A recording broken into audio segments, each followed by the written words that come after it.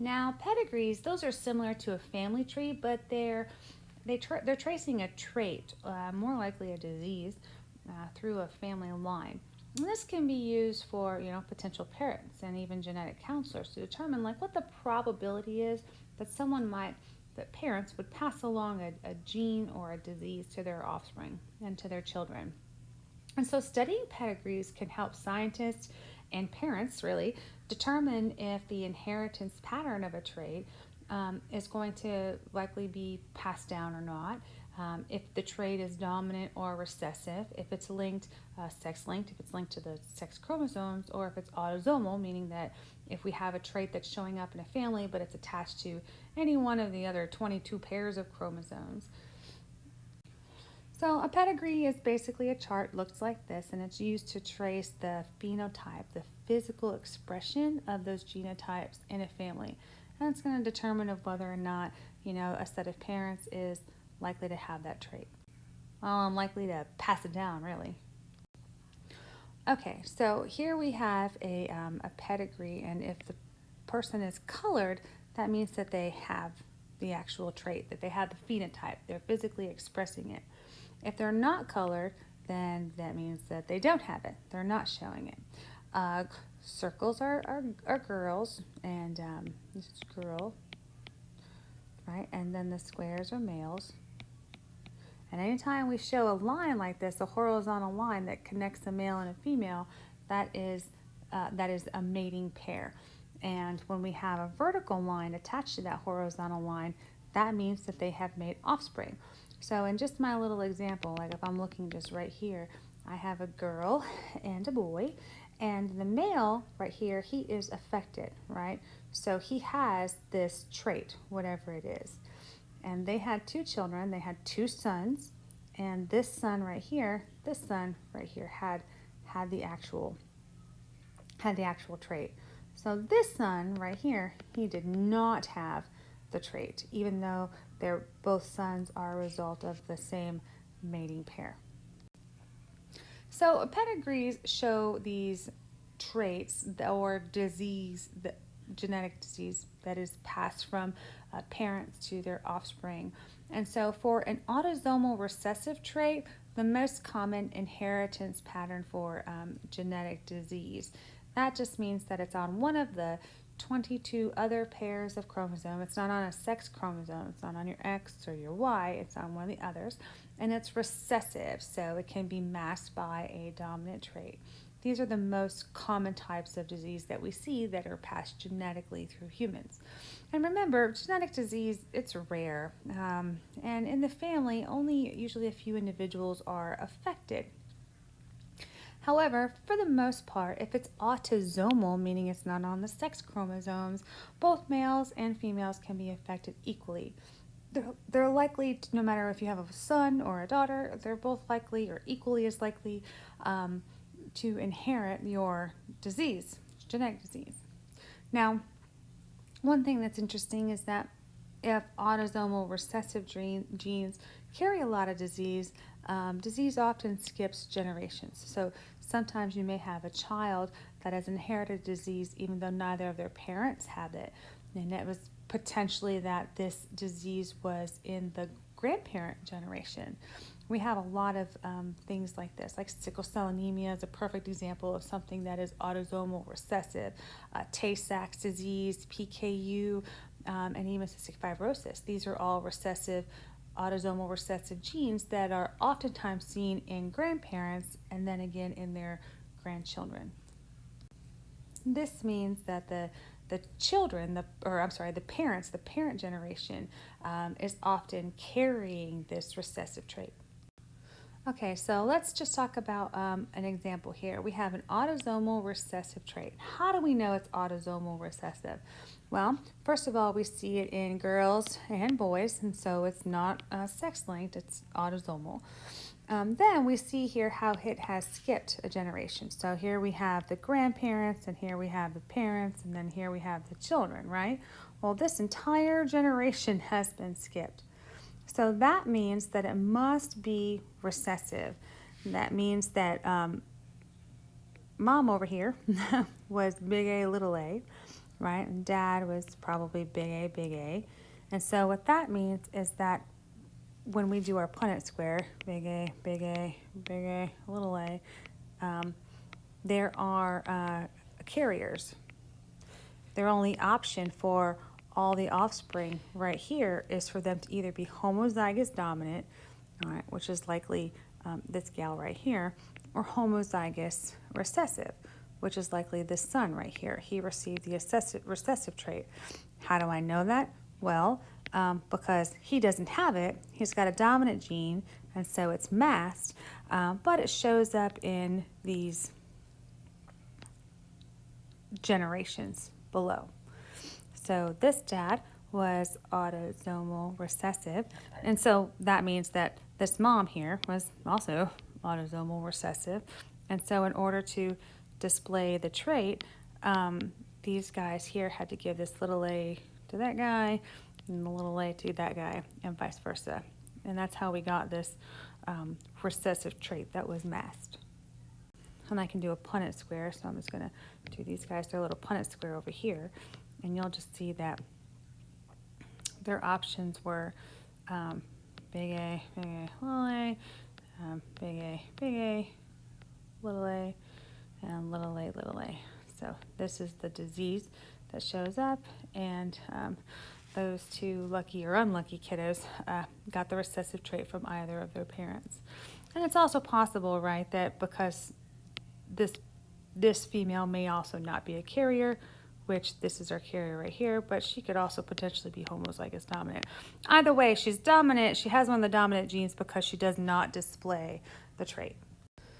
Okay, so disease is common in a family and can affect a lot of family members. For an autosomal dominant trait or disease, again, it never skips a generation if it's this autosomal dominant. It becomes more difficult to have it. So you'll see it show up in every single generation. So for an autosomal dominant trait, both males and females, again, they're equally likely to, be affected because it's autosomal. It's not on their sex chromosome, it's on the others. And so a child, can really not inherit the disease from both parents and so really be healthy. So one of the traits for this is achondroplasia, also known as dwarfism. Huntington's disease is another one. Neurofibromatosis is another one of these diseases that are autosomal dominant. And for the most part, autosomal dominant would just mean that you have one of the dominant genes and one of the recessive genes. And oftentimes, if you have both copies of the dominant gene, this results in death. So we know that this is an autosomal dominant pedigree because we see both girls, right, and boys affected by it. It's present in every single generation. And we do have folks that are not affected, like this daughter right here. She's not affected. So how does that happen? Well, if this is a dominant trait, then that means that dad over here is completely recessive. So mom right here must be heterozygous. And how do I know that? Well, most of the time, autosomal dominant traits that result in two dominant alleles, are deadly. So this dad, who is not affected, gave everybody a little a, little a, little a, little a. And mom, right, she has the option to give them either the dominant trait or the recessive trait. Well, she gave this daughter the recessive trait, but all of these other children, they got the dominant trait. So they display, these three children right here are going to display whatever trait or disease we are talking about. And this daughter remained unaffected. So because she's unaffected, if she marries an unaffected male, then all of their children will be unaffected. But this young man right here, if he married an unaffected female, chances are, if we were to do their Punnett square, right, and it looks like this, then 50% shot of all of their children to have the trait. So these two children right here are going to be heterozygous, and they're going to display the trait, the disease. And then, of course, they had a daughter who did not display the trait or the disease because she is homozygous recessive. So for a sex-linked recessive trait or disease, these diseases are very rare in families, and like only a few family members are affected, and sometimes it skips even like more than one generation, but it affects males more than females if it is sex-linked. And that's because females, we get two X's, where males, they get an X and a Y. So if they contain one of the X chromosomes that are affected, they're going to have it. Where females, like we could have an affected X and then a not affected X, and so we could not display the trait. But affected fathers do not pass on to their sons. So why is that? Why would something be sex-linked and an affected father would not pass it on to their son? Why do you think that is?